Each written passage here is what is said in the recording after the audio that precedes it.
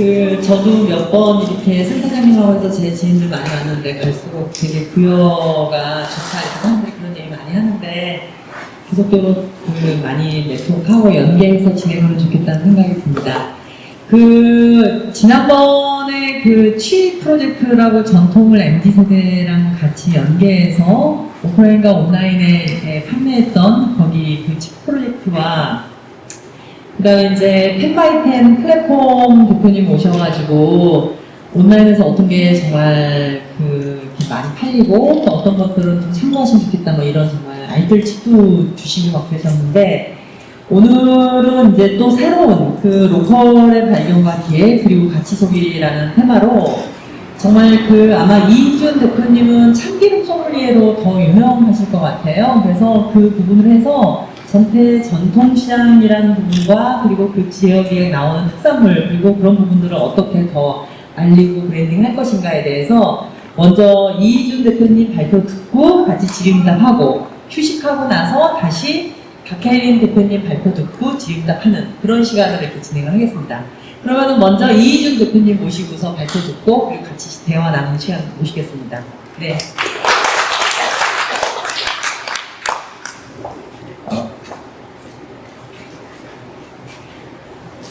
네, 만나서 반갑습니다. 저는 소개받은 참기름 소믈리에이자 더 로컬 프로젝트의 대표 이희준이고요. 네, 제가 알고 있는 얼굴도 있고 또 처음 뵙는 분들도 있는 것 같습니다. 제 직업이 한 10가지 정도 됩니다. 네, 뭐 농부부터 시작해서 좀 전에는 논산에 농장에 잠깐 갔다 왔는데요. 밥 안 먹고 간다고 엄청 혼나고 왔습니다. 제가 여기 와서 밥 먹어야 된다고 말씀드렸는데 서울부터 제주도까지 다양한 지역에서 뭐 요즘은 로컬이라고 부르죠. 사실은 로컬 이전에 지역이라고 불렸던 곳에서 다양한 프로젝트들을 해왔고요. 그 지역 안에는 서울도 포함됩니다. 그래서 저는 로컬이 서울도 포함되는 범위라고 생각하고 로컬이 우리나라뿐만 아니라 상하이도 로컬이고요. 도쿄도 로컬이고 뉴욕도 로컬이라고 생각하고 사업을 전개하고 있습니다. 그래서 오늘은 전통시장, 그 다음에 참기름, 그리고 로컬이라는 주제로 이야기를 좀 나눠보고자 하고요. 4가지 정도의 키워드를 준비했습니다. 전통시장 도슨트의 언어, 참기름 소믈리에의 언어, 그 다음에 더 로컬 프로젝트의 언어, 그 다음에 로컬의 언어라는 이름으로 이제 이야기를 드리려고 하고요. 다 끝자리에 언어가 들어가는데 우리가 외국어나 한국어를 쓰는 것처럼 각 분야마다 사용하는 언어가 다르다라고 생각을 하고 있습니다. 그 언어를 알고 있는 사람들은 그 생태계 안에서 더 잘 사업을 하거나 뭔가 창작 활동을 할 수 있다라고 생각을 하고 있고요. 그렇지 못한 분들은 금방 떠나는 사람이라고 저는 생각을 하고 있습니다. 그리고 또 언어다 보니까 각기 다른 언어를 누군가가 번역해줘야 된다고 생각하고 있어요. 그래서 특히 뭐 공예하시는 분들이 많이 왔다라고 생각을 한다면 공예가와 그 다음에 운영자와 행정을 연결시켜주는 중간에 커뮤니케이터라고 해야 될까요? 네, 그 중간자적 역할을 하시는 분들의 역할이 상당히 중요하다라고 생각을 하고 있습니다. 저는 저의 언어를 사용하기도 하지만 그 중간자적 언어를 사용하면서 양쪽의 니즈를 맞추는 대화들을 나누고 있고요. 그런 이야기들을 좀 드리고자 합니다. 사실 제 이야기를 하고자 하면 2박 3일도 모자라고요. 네, 근데 30분 정도 이야기 드리고 질의응답에서 궁금한 것들은 질의받도록 하겠습니다. 첫 번째 전통시장인데요. 많은 분들이 이 사진을 보여드리면 제 할머니냐고 많이 물어보시는데 시장에 계시는 차영자라는 할머님이십니다. 저는 시장에서 방앗간을 하고 있기 때문에 서울 구로시장에 계시는 커피포차를 운영하시는 분이고요. 이 어머님의 특기는 뒤에 보이시는 것처럼 요거 뭘까요? 네, 커피 크림. 그래서 어머님은 셋둘둘 할머니세요. 네, 셋둘둘 커피인데 제가 항상 표현할 때 스타벅스의 바닐라 라떼보다 어머님의 셋둘둘 커피가 훨씬 맛있다고 표현하고 있습니다. 방송에 나가서 한번 어머니 소개시켜드렸는데 어머니 매출이 스타벅스를 넘었어요. 네, 여기에 구로병원이 근처에 있는데 그 병원의 의사분들하고 간호사분들이 다 여기 와서 드시는 거예요. 근데 어머니가 항상 나누면서 살아오신 분이긴 한데 젊은 사람들이 찾아오면 본인의 가게에서 먹게끔 하시지 않고 뒤에 있는 청년 가게들을 계속 연결시켜 주시는 거예요. 그래서 자신이 돈을 버는 것 이상으로 여기에서 처음 장사를 하고 있는 청년들이 자리 잡을 수 있도록 지원해 주시는 어르신이어서 제가 항상 소개를 하고 있습니다. 그래서 저희 어머니 별명을 하나 지어드렸어요. 차 바리스타라고. 그래서 구로동 가시면 나중에 차 바리스타님 되게 유명하십니다. 그래서 저는 이런 분들의 활성화를 위해서 전통시장이라는 키워드를 가지고 지난 10년 동안 활동을 해오고 있고요. 처음에는 돈 벌려고 들어갔습니다. 좋은 가치를 가지고 들어간 게 아니고요. 전통시장에 있는 식재료들과 유명한 셰프들의 레시피를 집으로 배송해드리는 소위 밀킷 비즈니스를 2013년도에 시작을 했고요. 이 사업을 시작하기 위해서 약 2년 동안 전통시장이라는 공간에 대해서 연구하고 현장에 가서 현장에 있는 상인회장님을 만나고 상인들을 만나고 그 상인들에게 정말 필요한 사업인가에 대해서 검증하는 시간들을 가졌던 것 같습니다. 쉽게 말씀드리면 저희 사이트에 들어오셔서 레시피를 선택하고 요리를 선택하시면 이 요리 안에 들어가는 식재료들을 집으로 배송해드리는 사업이었고요. 닭볶음탕을 주문하면 3,900원에 배송비 없이 닭 한 마리, 감자 4분의 1조각, 당근 2분의 1조각, 마늘 3톨, 고추장 1스푼, 고춧가루 1스푼을 요 박스에 담아서 지금 배송하는 사업이었습니다. 지금은 그거 다른 데서 다 하고 있는 사업 아니야? 라고 하실 수 있지만 2013년도, 12년도에는 이 사업을 이해시키기 위해서 엄청나게 많이 설명을 했어야 됐습니다. 어떤 분들은 주문을 하셨는데 CS로 들어오는 건들이 당근을 왜 배송받아야 하나요? 라는 질문을 하셨어요. 주문을 하셨는데 CS를 받는 사업자 입장에서 되게 당황스러운 CS인 거죠. 당근이 갔는데 레시피 안에 당근이 들어있어서 간 건데 당근을 왜 배송해 주죠? 라는 질문이 왔습니다. 그러니까 그분은 레시피만 배송이 된다라고 생각을 하셨던 것 같아요. 그래서 그런 설명들을 하면서 사업을 진행했고요. 이 사업의 취지는 전통시장 상인들에게 감자를 사고 당근을 사고 달걀을 사고 그것들을 저희가 취합해서 집으로 배송해드리는 서비스를 함으로써 전통시장을 활성화시킬 수 있다는 가설을 세우고 진행을 했습니다. 근데 그때는 너무 사업 초기였기 때문에 전통시장에 대한 이해도가 2년 동안 공부를 하긴 했지만 많이 떨어졌어요. 그래서 사업을 하고 1년 뒤에 질문을 던졌어요. 우리는 전통시장을 활성화시키고 있는가? 너무 당연한 질문인데, 그리고 그 다음번에 던진 질문이 전통시장 상인들이 우리를 돕고 있는 거 아닌가? 라는 질문을 던졌습니다. 저희는 전통시장 상인들의 매출을 올려드리려고 들어갔는데 매출은 올려드렸지만 아주 미비한 수준이었고요. 반대로 상인분들이 저희한테 주기 위해서 소분이라는 이제 나누는 작업들을 하셨는데 더 많은 일들을 하고 계시는 거예요. 그래서 너네 때문에 장사를 못한다는 얘기가 많이 들려왔고, 그렇다라고 한다면 전통시장을 돕기 위해서 들어갔는데 반대로 일만 더 늘려드린 거 아닌가 라는 질문들을 하게 됐습니다. 그리고 결과론적으로는 전통시장을 살리기 위해서 이 박스를 주문한 분들이 이 박스 안에는 식재료랑 그 다음에 셰프들의 레시피, 그리고 감자를 어디서 저희가 조달했는지, 예를 들어 순인의 야채 가게에서 감자 한 톨을, 한 알을 우리가 가져와서 보내드렸다.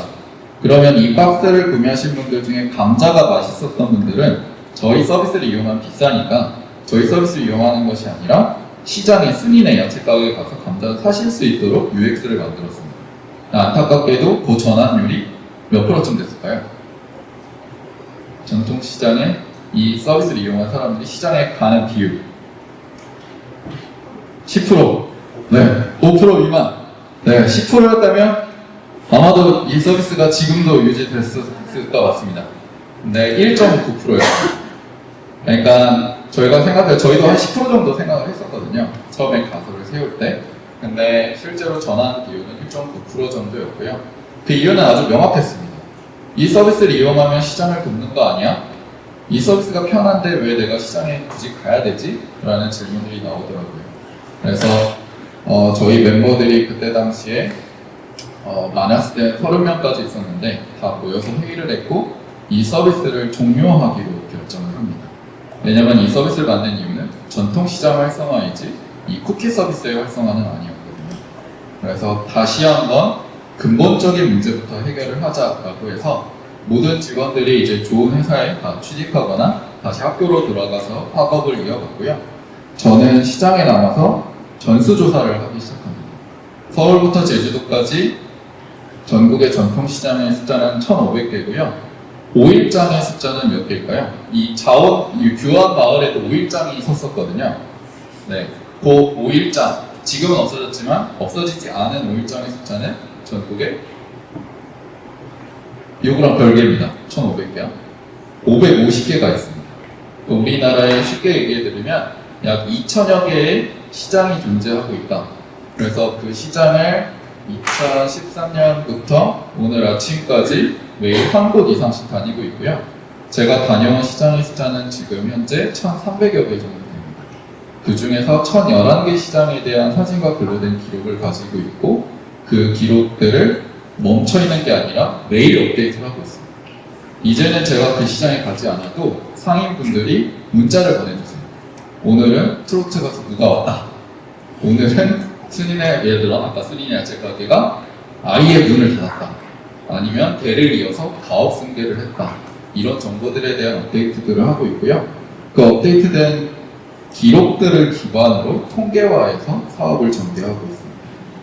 이런 전통시장에 대한 기록들을 하면서 이제 외국에 대한 사례들도 조사를 많이 하고 현장에 가봤는데 전통시장을 활성화시키기 위해서는 꼭 그 안에서 뭔가 발견을 해서 바꿔야 된다고 생각하지는 않았던 것 같습니다.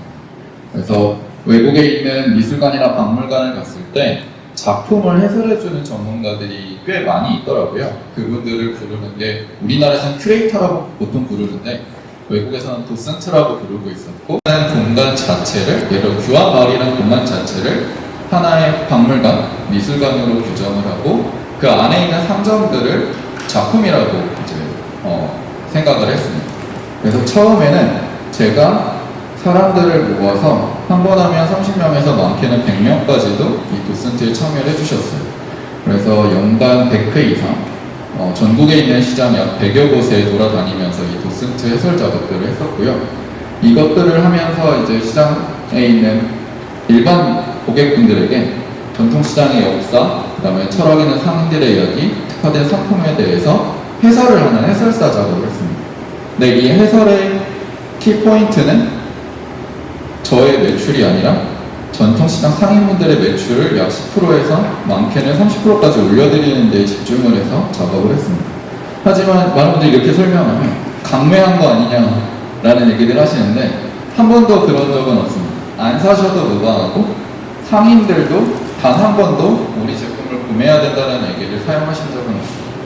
근데 처음에는 제가 작업을 했지만 요즘 코로나 때문에 못하고 있긴 하지만 2020년도까지는 상인분들이 이제는 직접 나서서 본인이 도슨트라고 얘기를 하면서 전통시장에 대해서 본인들이 먼저 이야기를 하고 본인들의 이야기들, 그 다음에 이분 같은 경우는 서울 망원시장의 상인의 부회장님이신데 시장에서 태어나셨어요. 그래서 시장이 물에 2번 잠긴 적이 있는데 그 2번 잠겼을 때 자기가 엄청 서운했다는 얘기들을 많이 하세요. 왜 서운했을까요? 그때는 아버님이 살아계셨는데 아버님이 물에 잠겼을 때 자기보다 더 중요하게 생각했던 게 있어요. 지금도 남아있거든요. 그게 뭐냐면 돈통. 네, 금고를 들고 뛰라고 그렇게 얘기를 하셨대요. 근데 되게 재밌는 게 이 가게의 맞은편에 상단에 보면 그 수혜를 입었던 사진들, 아까 규안마을 옛날 사진들 보여주신 것처럼 그 사진들이 붙어 있습니다. 그러니까 상인 스스로가 이제는 전문가가 돼서 도슨트가 돼서 그 시장에 대한 해설을 이제 하기 시작했다. 그래서 전국적으로 약 100여 명의 그 도슨트들이 각 개별 시장에서 이제 활동을 하기 시작했고요. 이제 제가 없어도 그 시장에 가시면 그 시장의 이야기들을 들으실 수 있는 환경이 조성되는 것 같습니다. 그래서 저는 한 개의 시장보다는 전국의 여러 개의 시장들을 소개해드리는 데 집중을 하고 있고 제가 시장에서 도슨트를 하는 걸 들으시면 약 10개 정도 그 시장과 유사하거나 비슷한 시장들을 계속해서 추천을 드리고 있습니다. 예를 들면 부여에 오면 어떤 시장에 가서 어떤 상인을 만나면 그 시장뿐만 아니라 그 지역 정보들을 알 수 있다라는 정보들을 계속 전달을 하고 있습니다. 그래서 예를 들면 이런 겁니다. 우리나라 가장 오래된 시장은 어디일까요? 장표에 답이 있어서 네, 칠패시장입니다. 칠패시장인데 지금 이름으로 바꾸면 남대문 시장이에요. 남대문 시장의 역사는 607년 됐네요. 1414년에 시작했고요. 현존하는 시장 중에 우리나라에서 제일 오래된 시장입니다. 물론 역사적으로는 고조선 시대 제전시라 그래서 아주 오래된 시장이 있지만 지금 남아있지 않거든요. 남아있는 시장들 중에선 제일 오래된 시장입니다. 그렇다면 이 시장이 아들을 낳습니다. 시장이 아들을 많이 낳는데요. 서울에다 아들을 한 명 낳아요. 전국적으로도 많이 낳는데 서울에 낳은 아들은 누굴까요? 남대문 시장이 낳은 아들. 공예와도 관련이 있습니다. 의류. 네, 동대문 틀렸습니다. 근데 맞아요. 이 시장의 옛날 이름이 동대문 시장이에요. 그래서 그 육회 골목에 가시면 동대문 시장이라고 간판이 아직 달려 있습니다. 어딘지 아시겠어요? 어디? 네, 맞습니다. 광장시장. 광장시장이 남대문 시장의 아들이고요. 1905년에 생겼습니다. 광장시장의 정확한 명칭은 주식회사이고요. 1905년부터 현재까지 주식회사로 운영이 되고 있습니다. 그래서 광장시장의 정확한 명칭은 광장시장 주식회사이고요. 광장시장은 남대문 시장에 토목 옷 원단을 취급했던 거상 5명이 나와서 만든 시장입니다. 근데 자발적으로 나와서 만든 시장은 아니고요. 일제강점기에 이제 들어서면서 남대문 시장의 토목 상인들이 어려움을 겪습니다. 어려움을 겪은 이유는 남대문 시장 바로 옆에 백화점이 하나 생기는데요. 미츠코시 백화점이 생깁니다.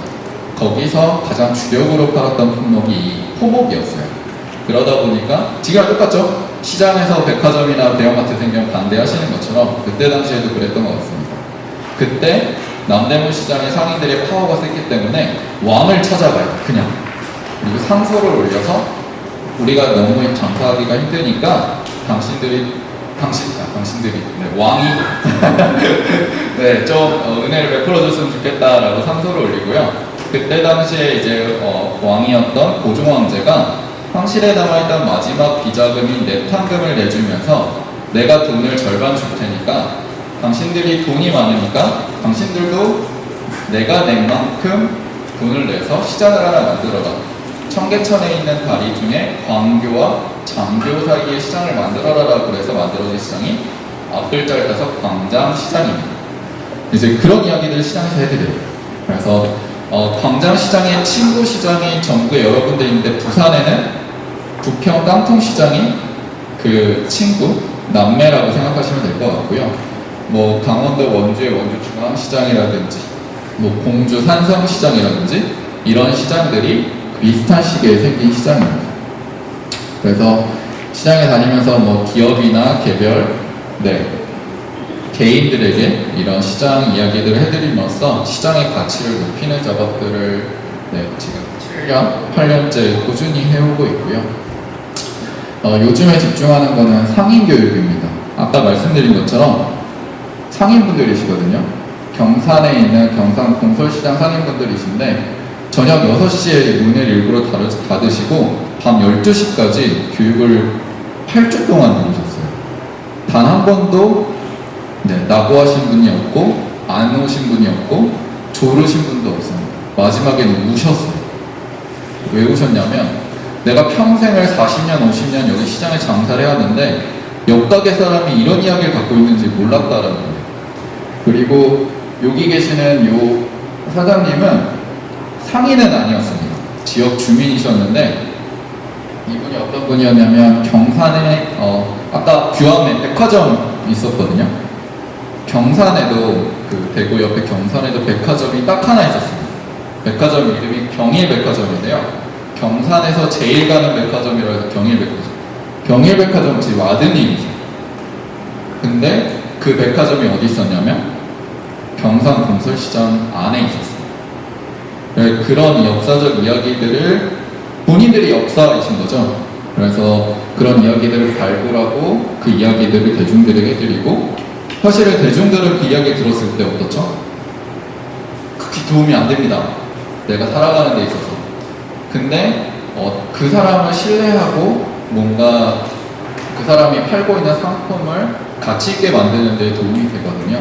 그래서 그런 작업들을 해드리는 데 도움을 많이 드리고 있습니다.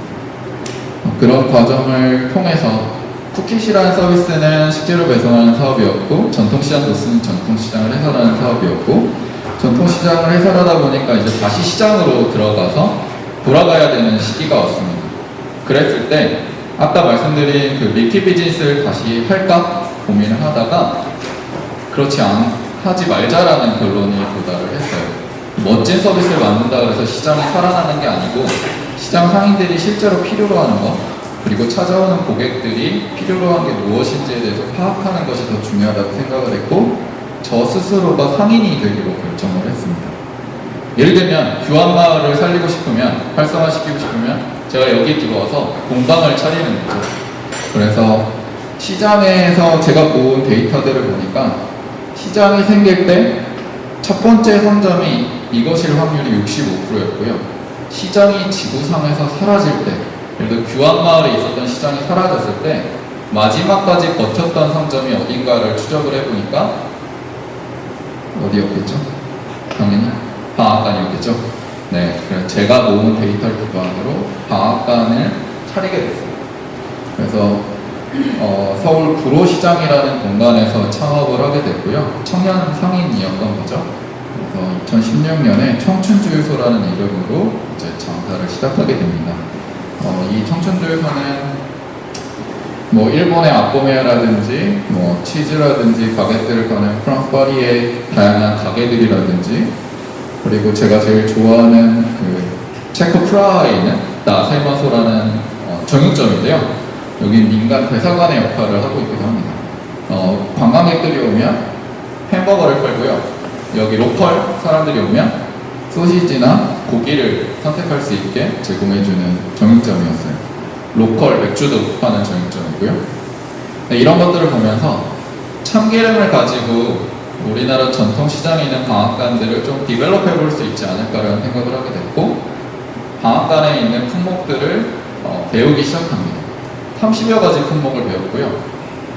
마늘 빻는 것부터 시작해서 고춧가루 빻는 거, 참기름, 들기름, 엿기름 짜는 거, 기타 등등 30가지를 배웠는데, 이것마저도 전통시장을 살리려고 제가 작업을 하는 거지 방앗간을 살리려고 하는 게 아니었잖아요. 그리고 이 방앗간에 배운 30여 가지 품목을 마스터하려면 30년이 걸리겠는 거예요. 지금 방앗간 사장님들이 30년 이상 하시는 이유가 사실 그것 때문이거든요. 하다 보니까 마스터하려다 보니까 30년이 지나가 버린 거예요. 저도 그렇게 늙을 것 같아서 질문을 하나 던져요. 그러면 이 방앗간에서 가장 신뢰가 무너진 상품이 무엇일까? 예를 들어 공예 작품들 중에서 가장 신뢰가 무너진 작품은 무엇일까? 라는 질문을 던지는 거죠. 그때 찾은 것이 참기름이었습니다. 참기름이 신뢰가 무너진 이유는 여러 가지가 있는데, 그것만 해도 설명드리는데 1박 2일 걸릴 것 같아서 이따가 질문이 나오면 간단하게 설명드릴 수 있을 것 같고요. 어쨌든 저는 참기름만 모아서 파는 편집숍을 내게 됩니다. 그게 청춘주유소였고, 전국 전통시장 방앗간 장인들의 참기름을 100여 종 모아서 파는 편집숍이에요. 오셔서 참기름 맛만 보시는 거예요. 그러면 부여 자원 여기 방앗간 하나 있잖아요. 지금은 오늘 가끔 여시고 요즘 여시는지 잘 모르겠지만, 전국 각지에 있는 방앗간의 참기름들의 맛을 보실 수 있고, 그 중에서 딱 한 종을 선택합니다. 그리고 그 한 종을 주문하는 시스템이었어요. 근데 제 거를 선택하실 수도 있고요. 제가 착용한 걸 아닌 것도 있을 수 있잖아요. 근데 법적 식품법의 한계가 있어서 제 거를 선택하시면 바로 받아가실 수 있고요. 나머지 99종은 직접 그 방앗간에 전화해서 받으셨어야 되는 서비스였어요. 그 얘기는 뭐냐면, 한 종은 그냥 제가 수수료 남기는 구조인 거고요. 99종은 저에게는 아무런 수수료가 떨어지지 않는 시장 활성화를 위한 구조였다고 생각하시면 될 것 같습니다. 그걸 하기 위해서 참깨 농사를 짓기 시작했고, 직접 참기름을 착유하고 있고, 지금은 이제 제조 공장에 이제 협동조합 형태로 전통시장 방앗간 장인들이 참여하고 있는 협동조합에서 차교를 하고 있습니다. 사실은 일반 방앗간에서 할 수 있으면 참 좋은데 법적인 이제 한계가 존재해서 제조 공장을 운영하는 데 참여를 하고 있고요. 그런 과정에서 전통시장의 역사나 기록들에 대해서 아카이브를 했던 것처럼 참기름에 대한 정보들도 아카이브를 꾸준하게 하고 있습니다. 지금 참기름 책을 서술을 하고 만들고 있는데 검증하고 이런 작업들이 너무 지난해서 쉽지는 않은 상황이고요. 참기름 책을 만드는 이유는 되게 단순합니다. 우리나라의 참기름과 관련된 책이 단 한 번도 존재하지 않습니다. 참기름은 수백 년간 먹어왔지만 그것들에 대해서 기록한 사람이 없다. 참 아쉽다라고 생각하고 있고요. 이 지도도 보여드리는데 참깨의 고향이 우리나라가 아닙니다. 어딜까요? 참깨의 고향 생각해 보신 적 있으세요? 네, 참깨의 고향 어디요? 중국이요. 우리나라 참깨의 고향 중국 맞아요. 그럼 중국 참깨의 고향 어디요? 이슬람. 와우. 맞아요. 맞아요. 이슬람이라 표현하기 중동 국가들, 중동 지역, 뭐 사우디아라비아나 카타르나 실제로 열려라 참깨. 제가 중동 제 참깨를 고객 중에 카타르에 살고 계시는 분 꽤 있으신데 카타르 왕족도 있으시고요. 그러면 맨날 가서 저 직접 배송합니다. 그래서 카타르에 가서 드리는데 참깨 고향 어디냐고 맨날 물어보면 그 얘기하세요. 너 열려라 참깨 모르니? 그러면 게임 끝나요. 근데 누가 옵니다. 그러면은 중동 국가의 이제 그런 사람들도 가만히 있으세요. 어딜까요? 아프리칸들이 오면, 왜냐면 참깨 고향은 아프리카 사바나 지역입니다. 에티오피아, 시에라리온, 부르키나파소처럼. 에티오피아는 커피 때문에 잘 아시죠? 근데 시에라리온이나 부르키나파소는 되게 작은 나라인데 그 나라들이 참깨의 오리진을 갖고 있는 나라들입니다. 거기서부터 출발해서 말씀드린 이집트, 그 다음에 중동 국가, 인도, 중국, 한국, 그리고 일본까지 거쳐갔다가 일본은 참깨 농사에 실패해요. 요즘은 조금 짓고 있긴 하지만 기술 발전으로 인해서. 그래서 한국에서 이제 중국. 그래서 그런 이제 어떤 흐름들. 우리는 커피는 되게 잘 알고 있지만 나머지 작물들에 대해서는 잘 모르고 있거든요. 그래서 그런 이야기들을 계속해서 해드리고 있고요. 그거는 참기름 인문학이라는 강의를 만들어서 참깨와 참기름만 관련된 퀘스천을 10가지 던지고 10가지에 대한 답을 하는 이제 인문학 강의이고요. 2시간 동안 참기름 이야기만 합니다. 처음에는 다 팔짱 끼시고 제가 어떤 얘기 하나 관전하시다가 첫 번째 질문 끝나면 다 의자 땡겨 앉으시고 집중하십니다.